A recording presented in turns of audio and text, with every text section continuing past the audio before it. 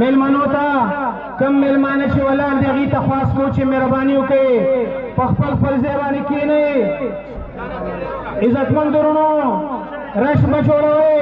مهرباني وکړئ او په خپل ځای باندې کښېنئ چې کم ملګري ولاړ دي موږ هغې ته خواست کوو چې مهرباني وکړئ او په خپل ځای باندې کښېنئ د خپل ځای نه د پاسېدو کوشش مه کوئ ملي رهبر بس چې اعتراضي موږ به ورته استقبال کوو او د موجوده حکومت ته به دا ښایو ته به پرې کې احساس کې قومي وطن پرېږدئ مخکې مې ورته کتو نن مې ورته کتو